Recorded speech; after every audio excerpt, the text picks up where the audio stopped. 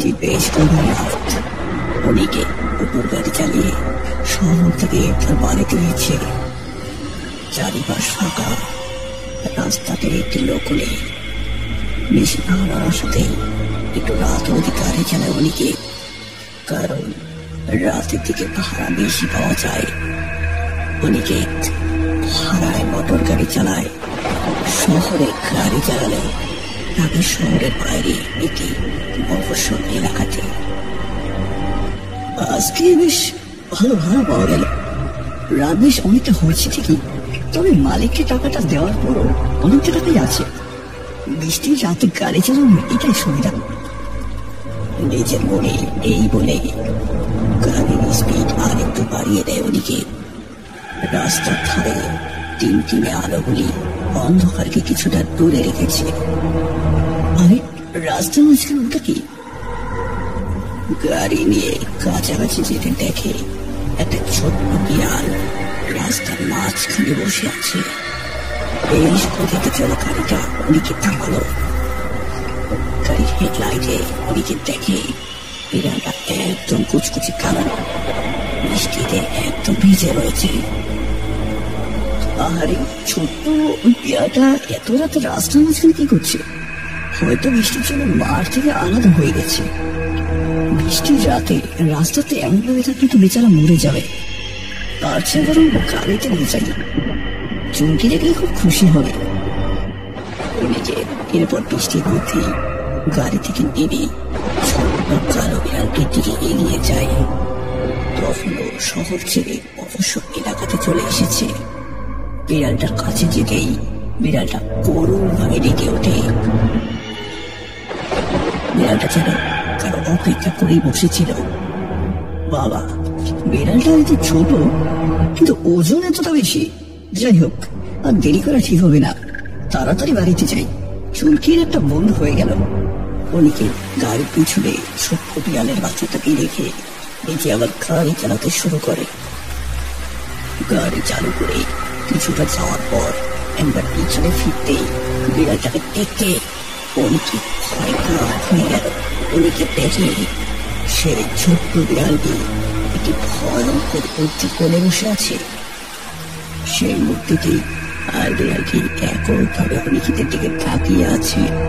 দুজনের মুখের কোণে লেগে আছে রক্ত।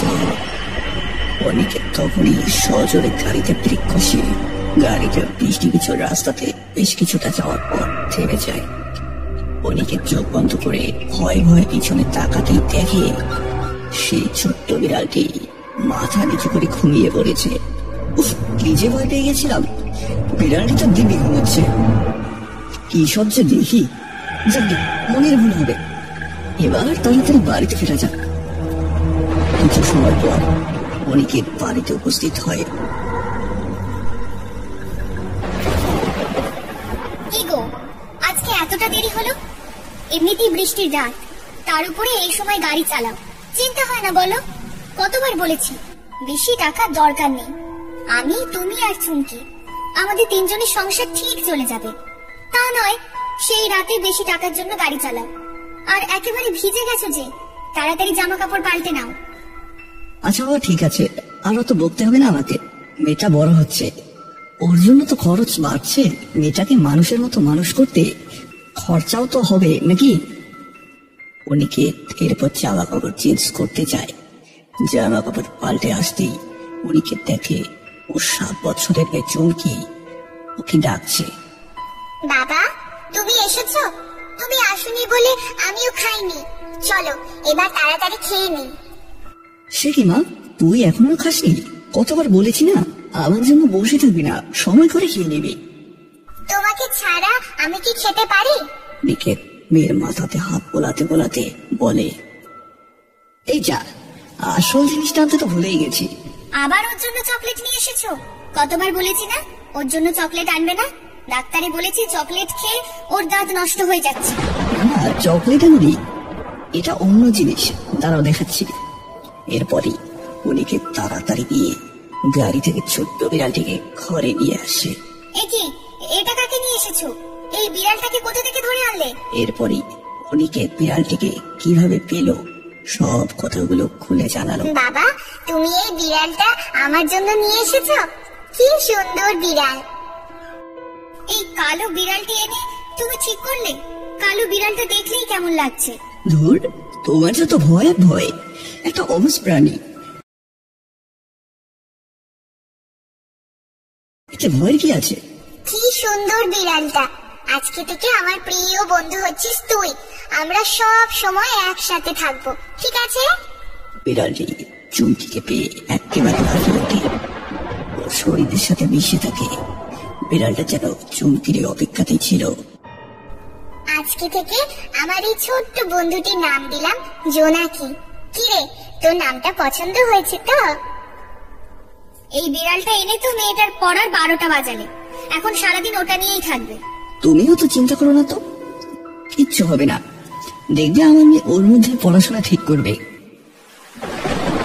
সেদিন রাতে মধুশ্রী হঠাৎ শুনতে পায় বাইরের ঘর থেকে কেমন একটা আওয়াজ আসছে। ঘুম থেকে ধরবর করে উঠে বসে দেখে তাদের ছোট্ট চুটকি পাশে নেই। অনেকে অন্য পাশে মুখ করে ঘুমাচ্ছে। মধুশ্রী জানে চৌকির রাতে বাথরুমে গেলেও ওকে না ডেকে যায় না, কারণ ও অন্ধকারকে ভীষণ ভয় পায়। আজকে একা একা কোথায় গেল? চুমকি, কোথায় গেলি মা? কোনো সারা শব্দ পায় না। ও খাট থেকে নেমে খোলা দরজা দিয়ে বাইরে বেরিয়ে আসে। সেই ঘরটা প্রায় অন্ধকার, ছোট একটা নীল আলো জ্বলছে কেবল। মধুশ্রী এদিকে চোখ পড়তেই দেখে চুমকি জানালা দিয়ে বাইরে কারো দিকে তাকিয়ে বিড়বিড় করে কথা বলছে। আর ওই বিড়ালটা ঘরে কিছু দূরে বসে আছে। জোনাকি আমার বিড়াল, ওকে বাবা আমার জন্য নিয়ে এসেছে। তুমি কেন ওই বিড়ালটা নিতে এসেছো? আমি ওকে কিছুতেই দেব না। চুমকি, তুই কার সাথে কথা বলছিস? ও মা, দেখো না, ওই মহিলাটা জোনাকিকে আমার কাছ থেকে নিতে এসেছে। বলছে বিড়ালটা নাকি ওর, আমাকে আর জোনাকিকে নিয়ে যাবে। কোথায়? ওখানে তো কেউ নেই। ওই তো মা, কি বাজে দেখতে মহিলাটা। ওই বৃষ্টির মধ্যে দাঁড়িয়ে আমাদের দেখে হাসছে। চল এখন ঘুমোতে যাবি, কেউ কোথাও নেই।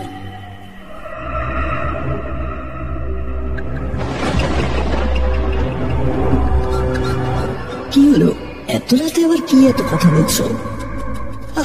ধুর, একটা ছোট্ট মেয়ে, কি বলবো। আর তুমিও ভয় পেয়ে গেলে? এখন ওর বয়সী সব কল্পনা করার। না বাবা, আমি সত্যিই দেখেছি, ওই বাজে দেখতে মহিলাটাকে দেখেছি। দেখেছো? মেয়েটা বারবার এক কথা বলছে। আমি বারবার বললাম ওই কালো বিড়ালটা ভালো নয়। আবার এক কথা? কালো বিড়ালটা আবার কি করলো? না না না, আমি জোনাকিকে কারোর কাছে দেব না। নাই বলছো নাকি? ওর কাছেই থাকবে, তোর কাছ থেকে কেউ ওকে নেবে না। এভাবেই আরো বেশ কিছুদিন কেটে যায়। চুমকি এখন অনেক পাল্টে গেছে। কেবল একা একা কথা বলে, খাওয়া দাওয়া বন্ধ করে দিয়েছে। সেই ছোট্ট হাসি খুশি মেয়েটা যেন কোথায় হারিয়ে গেছে। সারাদিন যেন কিছুর ভয়। মা, বাবা, ওই বাজে দেখতে মহিলাটা আমাকে কিছুদিনের মধ্যে মেরে ফেলবে বলেছে। আমাকে নিয়ে যাবে ওর সাথে। আমাদের মেয়েটাছে কি হলো? ওকে ভালো ডাক্তার দেখানো হলো, কিন্তু কিছুতেই কিছু হচ্ছে না। এর মধ্যে অনিকেত, যার মোটর গাড়ি চালায়, অর্থাৎ তাপস বাবু, সে অনিকেতের মুখ থেকে চৌকির এমন অবস্থা শুনে একদিন দেখতে আসে। অনিকেত, তোমার মেয়ের যে অবস্থা দেখলাম, আমার কিন্তু খুব একটা সুবিধার মনে হচ্ছে না। সাধারণ ডাক্তার দিয়ে কিছু হবে না বলে মনে হচ্ছে। অনিকেত আর মধুশ্রী এই কথা শুনে কেঁদে ওঠে। তাপস, আমার মেয়েটা কি আর সুস্থ হবে না? কোথায় হারিয়ে গেল আমার সেই ফুটফুটে মেয়েটা? কিছুতেই খেতে চায় না।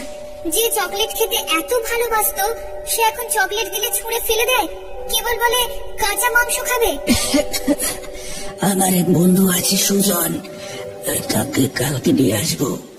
আমার মনে হচ্ছে ও এর বন্দোবস্ত করতে পারবে। অনিকেত তাপসের হাত ধরে বলে, তাপস দা, আমার মেয়েটাকে সুস্থ করে দিন।